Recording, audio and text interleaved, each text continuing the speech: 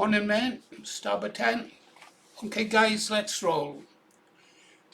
In case you hadn't noticed, there's a war going on. And I do not mean Ukraine. That's only a battle in the real war. A war between the globalist elite, who currently control the deep state, and most of the countries in the world. I've got a bit of a script going on here, guys. Opposing the globalists are patriotic leaders from many of the countries of the world who believe that nations should determine their own fate on this planet and without interference from the globalists. Yeah, globalists don't like that. They like control. Two countries that provide a good example of nations wishing to determine their own fate and control their own borders are Poland and Hungary. And this, of course, is putting them at odds with the European Union, who were part of the globalist elite network, as you know. And yeah, we'll come back to this later. Before then, we have to look at some of the key players in this war and where they stand on it. And there they are up there. President Donald Trump, America, for the nation states. On the right, President Putin of Russia, for the nation states. And in the middle, an odious little creep called Starmer, who is the total toolmaker of the globalist elite, affectionately known to the British people as Tutia Kia or the Wanker. Cut!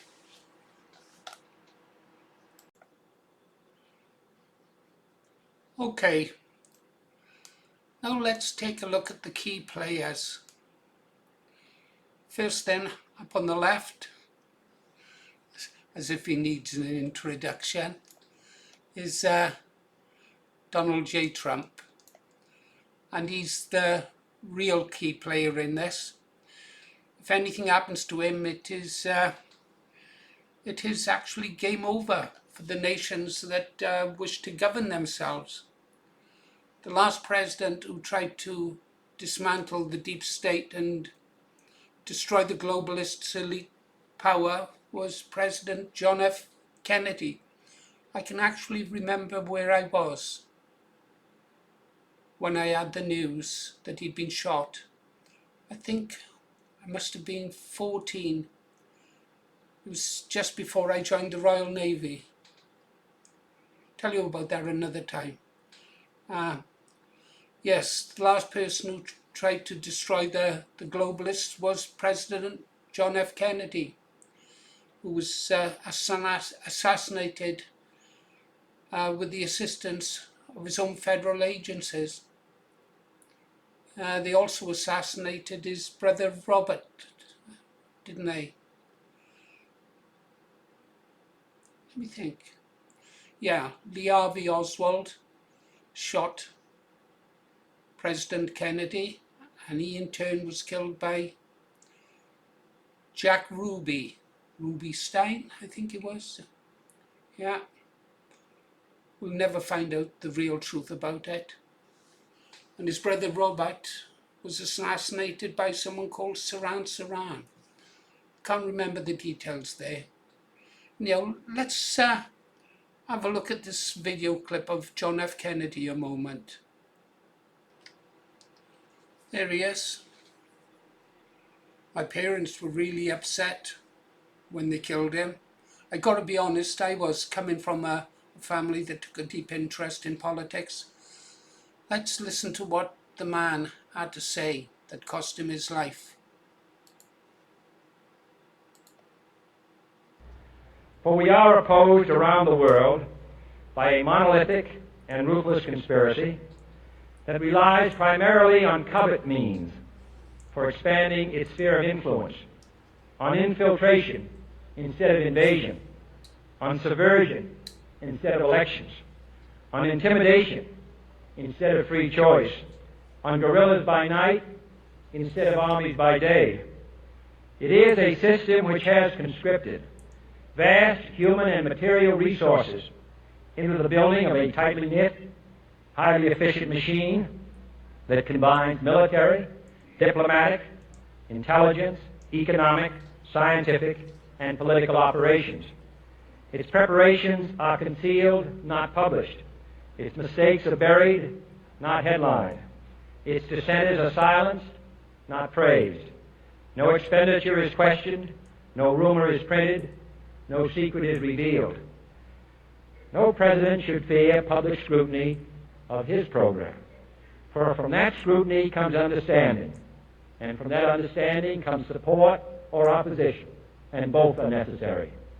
I am not asking your newspapers to support an administration, but I am asking your help in the tremendous task of informing and alerting the American people. For I have complete confidence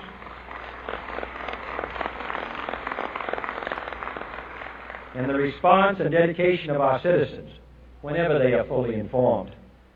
I not only could not stifle controversy among your readers, I welcome it. This administration intends to be candid about its errors. For as a wise man once said, an error doesn't become a mistake until you refuse to correct it. We intend to accept full responsibility for our errors, and we expect you to point them out when we miss them.